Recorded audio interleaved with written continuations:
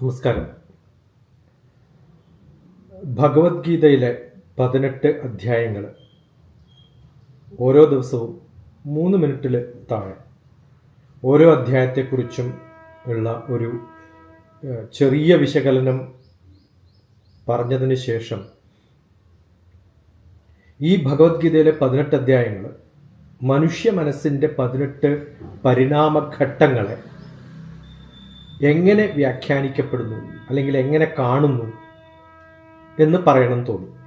ഇതിനൊക്കെ കാരണം ദേവീ സങ്കല്പത്തെക്കുറിച്ചും ദേവി മാഹാത്മ്യത്തെക്കുറിച്ചും എൻ്റെ സത്സംഗിലുണ്ടായിരുന്ന ഒരു ഡിസ്കഷനുമായിട്ട് ബന്ധപ്പെട്ട് ചിന്തിച്ചപ്പോൾ ദേവി മാഹാത്മ്യം എത്രത്തോളം മാനസികമായ മനുഷ്യൻ്റെ ചിന്തകളെ മാറ്റാൻ വേണ്ടി ഉതകുന്നതാണ് എന്ന് ചിന്തിച്ചു വന്നപ്പോൾ ഞാൻ പഠിച്ച ഭഗവത്ഗീതയും ഞാൻ കേട്ട് പഠിച്ച ദേവി മാഹാത്മ്യവും, പണ്ടൊക്കെ സപ്താഹങ്ങൾ എന്നൊക്കെ പറഞ്ഞാൽ അല്ലെങ്കിൽ ഭാഗവതം എന്ന് പറഞ്ഞാൽ തന്നെ ദേവി ഭാഗവതമായിരുന്നു. അത് മാറി എങ്ങനെയാണ് ഭാഗവതം കൃഷ്ണഗാഥയും കൃഷ്ണ ഭഗവാന്റെ കാര്യങ്ങളൊക്കെ ആയത് എന്നൊക്കെ ചിന്തിച്ചിട്ടുള്ളൊരു കോൺട്രഡിക്ഷനിൽ നിന്ന് വന്നപ്പോൾ ഇതൊക്കെ ഒന്നാണെന്ന് മനസ്സിലായി. വെറും യുദ്ധഭൂമിയിലുള്ള ഉപദേശം മാത്രമല്ല ഭഗവത്ഗീത. അത് മനുഷ്യൻ്റെ ഉള്ളിലെ യുദ്ധങ്ങളുടെ യാത്രയാണ്. അതിന് കരുത്ത് നൽകുന്ന ദേവീ സങ്കല്പങ്ങളുടെ ഉള്ളിൽ നിന്നും വന്നിട്ടുള്ളതാണ്. അങ്ങനെ ഭഗവത്ഗീതയും ദേവിയും തമ്മിലുള്ള ബന്ധം, ദേവി ഭാഗവതവും തമ്മിലുള്ള ബന്ധം, ഭാഗവതത്തിൻ്റെ ഓരോ കണികയിലും കാണുന്ന സൈക്കോളജിക്കൽ ആസ്പെക്ട്സ്, ഇതൊക്കെയാണ് ഈ ഒരു സീരീസിൽ ഞാൻ കുറച്ച് ദിവസങ്ങളിൽ ചിന്തിച്ചു വരുന്നത്. അത് പറയാമെന്ന് വിചാരിച്ചു. മനുഷ്യ മനസ്സിൻ്റെ 18 ഘട്ടങ്ങളാണ് ഗീതയുടെ 18 അധ്യായങ്ങൾ. എനിക്ക് തോന്നുന്നു വളരെ ചുരുക്കം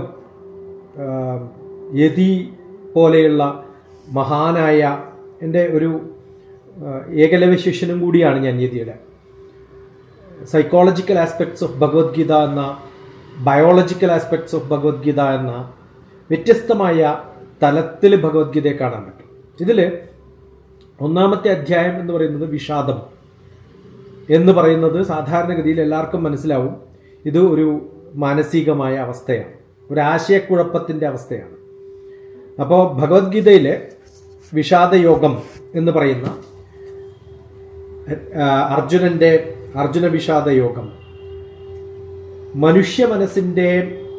മനുഷ്യൻ്റെ ആദ്യ ഘട്ടം എന്ന് പറയുന്നത് ഭയം, ആശയക്കുഴപ്പം, ജീവിത സങ്കടം എന്നതാണ് മിക്കവാറും ആൾക്കാരുടെ ആത്മീയ യാത്രയുടെ തുടക്കം.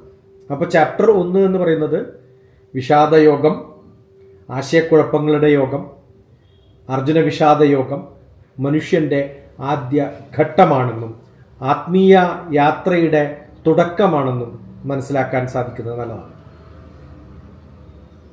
ജ്ഞാനോദയം എന്ന് പറയുന്ന സാഖ്യായോഗം മനുഷ്യൻ്റെ ആദ്യമായി ഒരു തിരിച്ചറിവുണ്ടാവുന്നത്, ജീവിതത്തിൽ പ്രശ്നങ്ങൾ ഉണ്ടാവുമ്പോൾ ആഴത്തിലുള്ള സത്യങ്ങൾ കാണാൻ വേണ്ടിയിട്ട് നോക്കുന്ന മനുഷ്യന് ജ്ഞാനത്തിൻ്റെ ഉദയമാണ്. ജ്ഞാനമായിട്ടില്ല, ജ്ഞാനത്തിൻ്റെ ഉദയമാണ്.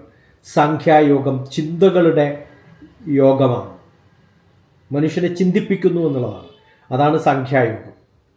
പ്രവൃത്തിയുടെ വഴി, ചിന്തിച്ചിട്ട് കാര്യമില്ല, അത് പ്രവൃത്തിയിലേക്ക് കൊണ്ടുവരണം. കർമ്മയോഗം എന്ന് പറയുന്നത് മനുഷ്യൻ പഠിക്കുന്നു യഥാർത്ഥ ജീവിതത്തിൻ്റെ കാര്യങ്ങൾ എങ്ങനെയൊക്കെ പ്രാവർത്തികമാക്കാം എന്നുള്ളത്. സ്വാർത്ഥതയില്ലാതെ പ്രവർത്തിക്കാൻ എങ്ങനെ മനുഷ്യനെ ഒരു വഴി കാട്ടുന്നു. അതാണ് എൻ്റെ പ്രശ്നങ്ങൾ, ബാക്കിയുള്ളവർക്കുള്ള പ്രശ്നങ്ങളാണ്. അതിനെ ഞാൻ ഷെയർ ചെയ്യുമ്പോഴാണ്, ബാക്കിയുള്ളവരുടെ കൂടെ നിൽക്കുമ്പോഴാണ് എനിക്ക് പ്രവൃത്തിയിൽ മുൻഗണന കിട്ടുക. അങ്ങനെയാണ് ഞാൻ വിജയിക്കുക എന്നറിയുന്നതാണ് കർമ്മയോഗം എന്ന് പറയുന്നത്.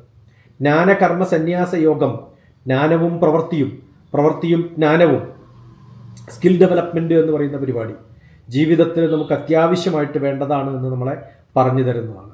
വൈരാഗ്യം എന്ന് പറയുന്ന കർമ്മ സന്യാസ യോഗം മനുഷ്യൻ പഠിക്കുന്നു. എന്തിനു പഠിക്കുന്നു? ആസക്തിയില്ലാതെ ജീവിക്കാനുള്ള പഠനമാണ്. ധ്യാനം എന്ന് പറയുന്നത് മനസ്സിനെ കേന്ദ്രീകരിക്കാനാണ്. അപ്പോൾ ഇതൊക്കെ നടന്നു കഴിഞ്ഞാൽ പിന്നെ മനസ്സിനെ കേന്ദ്രീകരിക്കുക എന്നുള്ളതാണ്. ഞാൻ യോഗയും ഭഗവത്ഗീതയും തമ്മിലുള്ള ബന്ധത്തെക്കുറിച്ച് പലപ്പോഴും പറഞ്ഞിട്ടുണ്ട്.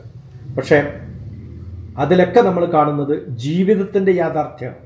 യോഗ ചെയ്യുമ്പോഴായാലും ഭഗവത്ഗീതയാവുമ്പോൾ എല്ലാവരും ചോദിക്കുന്ന ചോദ്യം എൻ്റെ ജീവിതവുമായിട്ട് എന്താണ് ബന്ധമെന്നുള്ളതാണ്. ദൈവബോധം എന്ന് പറയുന്നത് ജ്ഞാനവിജ്ഞാന യോഗമാണ്. മനുഷ്യൻ തിരിച്ചറിയുന്നു ദൈവം എല്ലായിടത്തുമുള്ളതാണ്, എൻ്റെ ഉള്ളിലിരിക്കുന്നതാണ്, അതാണ് ഞാൻ കണ്ടെത്തേണ്ടത്, ഞാൻ പുറത്ത് തപ്പി നടക്കേണ്ടതല്ല, എനിക്ക് ചുറ്റുമുള്ള ജീവിതവുമായിട്ട് എൻ്റെ ബന്ധം കൂട്ടിയോജിപ്പിക്കുന്ന തരത്തിൽ എന്നെ പെരുമാറ്റത്തിലും ജീവിതത്തിലും വരുത്തുന്ന ആത്മീയമായ മാറ്റങ്ങൾക്കുള്ള തുടക്കമാണ് എന്ന് മനസ്സിലാക്കുമ്പോഴാണ്. അന്ത്യമായിട്ട് നമ്മൾ മനസ്സിലാക്കേണ്ടത് ബ്രഹ്മമാണ് നിത്യം എന്നുള്ളതാണ്. ഇതാണ് ഒരു അന്തിമ സത്യമായിട്ട് അക്ഷര ബ്രഹ്മയോഗത്തിൽ നമ്മളോട് പറഞ്ഞു തരുന്നത്. രാജവിദ്യ രാജഗുഹ്യ യോഗം എന്ന് പറയുന്നത് ആത്മീയതയുടെ മഹത്തായ രഹസ്യം നമ്മളെ തുറന്നു കാട്ടുമ്പോഴാണ്. ദൈവമഹിമ എന്ന് പറയുന്നത് വിഭൂതി യോഗമാണ്. ആ വിഭൂതി യോഗത്തിൽ ദൈവ നന്മ പറയുമ്പോൾ പ്രപഞ്ചത്തിലെ മഹത്വങ്ങൾ ദൈവത്തിൻ്റെ പ്രതിഫലനമായിട്ട് നമ്മൾ കാണുകയാണ്. ആ മഹത്വങ്ങളിൽ മനുഷ്യൻ്റെ മഹത്വം, നമുക്ക് ചുറ്റുമുള്ളവരുടെ മഹത്വം മനസ്സിലാക്കാൻ കഴിയുന്നതാണ് വിഭൂതി യോഗത്തിൻ്റെ ഏറ്റവും വലിയ ഭക്തിയുടെ ഒരു അവസ്ഥ എന്ന് പറയുന്നത്. വിശ്വരൂപ ദർശനം എന്ന് പറയുന്നത് മനുഷ്യൻ്റെ പ്രപഞ്ചബോധം. ഞാൻ ലോകം ആകെ ഓരോ വ്യക്തിയിലുമുള്ള പഞ്ചഭൂതാത്മകമായ മനുഷ്യനിലും പഞ്ചഭൂതാത്മകമായ പ്രകൃതിയിലും ഈ വിശ്വത്തെ കാണുന്നുവെന്ന വിശ്വരൂപ ദർശനമാണ്. അതൊരു മാനസികാവസ്ഥയാണ്. ഭക്തി എന്ന് പറയുന്നത് സ്നേഹം, ദൈവസ്നേഹം മാത്രമല്ല, ഓരോ വ്യക്തിയിലും ഈ പ്രപഞ്ചം അടങ്ങിയിരിക്കുന്നു എന്ന് കാണുമ്പോൾ പ്രപഞ്ചത്തിലുള്ള ഓരോ കായിലും കനിയിലും പൂവിലും ഇലയിലും മനുഷ്യനടങ്ങുന്ന ഏറ്റവും വലിയ പ്രകൃതിയുടെ ശക്തിയിലും നമ്മൾ ദൈവത്തെ കാണുന്നു എന്നുള്ളതാണ്. പ്രകൃതി പുരുഷൻ എന്ന് തമ്മിലുള്ള ഭേദം, ആ വ്യത്യാസം എന്താണെന്നും അതില്ല എന്നും മനസ്സിലാക്കുമ്പോൾ ക്ഷത്രജ്ഞ വിഭാഗയോഗം ഇത് രണ്ടും അത്യാവശ്യമാണ് എന്ന് കൃത്യമായി മനസ്സിലാക്കുന്നു. ശരീരം വേണം, അതിനകത്ത് മനസ്സ് വേണം, ബുദ്ധി വേണം, ആത്മാവ് വേണം. അങ്ങനെയേ നമുക്ക് ഒന്നായിട്ട് കാണാൻ സാധിക്കുള്ളൂ എന്ന് നമ്മളെ പഠിപ്പിക്കുമ്പോഴാണ് 14-ാമത്തെ അധ്യായത്തിൽ 3 ഗുണങ്ങൾ, സത്വ തമ രജോ ഗുണങ്ങളെക്കുറിച്ച് പറയുമ്പോൾ എല്ലാത്തിലും ഇതിൻ്റെ പേഴ്സൻറ്റേജുകൾ വ്യത്യസ്തമായിട്ട് അടങ്ങിയിരിക്കുന്നു. അതിനെ നന്നാക്കിയെടുക്കുക എന്ന് പറഞ്ഞാൽ നമുക്ക് എന്താണോ നമ്മുടെ ഇഷ്ടം അല്ലെങ്കിൽ നമ്മുടെ ഭാവം, അതിലേക്ക് നമ്മളെ മാറ്റിയെടുക്കാൻ സാധിക്കുന്ന ഒരു പ്രകൃതി നമ്മളിൽ ഉണ്ടാവണം. അത് ഗുണം ആണ് എന്നാണ്. അതുകൊണ്ടാണ് അതിനെ ഗുണത്രയ വിഭാഗയോഗം എന്ന് പറയുന്നത്. പരമപുരുഷൻ എന്ന് പറയുന്ന 15-ാമത്തെ അധ്യായത്തിലെ പുരുഷോത്തമ യോഗം പരമസത്യത്തെ കാണിക്കുകയാണ്. ഒരു മനുഷ്യൻ എങ്ങനെയാവണം, ഇന്നതൊക്കെയാണ് എന്ന് നമ്മളെ പഠിപ്പിക്കുകയാണ്. 16-ാമത്തെ അധ്യായത്തിൽ ദൈവഗുണങ്ങളെക്കുറിച്ച് പറയുമ്പോൾ ദൈവങ്ങളും അസുരരും ഒരേ കോയിനിൻ്റെ 2 ഭാഗങ്ങളാണ്, നാണയത്തിൻ്റെ 2 തട്ടുകളാണ് എന്ന് നമ്മളെ പഠിപ്പിക്കുകയാണ്. അത് സമ്പദ് വിഭാഗ യോഗമാണ്. ഇത് സമ്പത്താണ്. ദൈവഗുണങ്ങളും അസുരഗുണങ്ങളും നമ്മുടെ സമ്പത്താണ്. മനുഷ്യൻ്റെ ഉള്ളിലെ ജീവൻ്റെ തുടിപ്പിൽ ദൈവവും അസുരനും ഇരിക്കുന്നുണ്ട് എന്ന് നമ്മളെ പഠിപ്പിക്കുകയാണ്. പിന്നെയുള്ള ഒരു അവസാനത്തെ 2 അധ്യായങ്ങളിൽ വിശ്വാസത്തെക്കുറിച്ച് ശ്രദ്ധയെക്കുറിച്ച് പറയുമ്പോൾ ശ്രദ്ധാത്രയ വിഭാഗയോഗം എന്നാണ്. മനുഷ്യൻ്റെ വിശ്വാസം അവൻ്റെ സ്വഭാവം നിർണ്ണയിക്കുന്നു. ആ സ്വഭാവത്തിലൂടെ ഈ പറയുന്ന എല്ലാ അധ്യായങ്ങളിലൂടെ നമ്മൾ കടന്നു പോകുമ്പോൾ ഈ സ്വഭാവത്തെ കുറച്ചുകൂടി ഭഗവാന്റെ അടുത്തേക്ക് എത്തിക്കാൻ സാധിക്കുകയാണെങ്കിൽ നമുക്ക് എത്തിപ്പെടാൻ പറ്റുന്ന 18-ാമത്തെ അധ്യായം മോക്ഷ സന്യാസ യോഗമാണ്. അത് അഹങ്കാരമില്ലാത്ത, ഭയമില്ലാത്ത, അവസാനത്തെ ശുദ്ധബോധത്തോടുകൂടി നമ്മളെ ഭഗവാനിലേക്ക് ലയിപ്പിക്കുന്ന ഒരു അവസ്ഥയിലേക്ക് നമ്മൾ എത്തുകയാണ്. ഗീതയുടെ മനഃശാസ്ത്ര സന്ദേശം മനുഷ്യൻ്റെ ജീവിതയാത്ര, വിഷാദം, അന്വേഷണം, ഭക്തി, ജ്ഞാനം, ഭക്തി, മോക്ഷം എന്ന ഒരു ലെവലിലേക്ക് നമ്മളെ കൊണ്ടെത്തിക്കുന്നത് ഈ രസകരമായ 18 അധ്യായങ്ങളിലൂടെ നമ്മൾ ജീവിച്ചു പോകുമ്പോഴാണ്, അറിഞ്ഞു പോകുമ്പോഴാണ്, പഠിച്ചു പോകുമ്പോഴാണ് എന്ന് മനസ്സിലാക്കുക. നമസ്കാരം.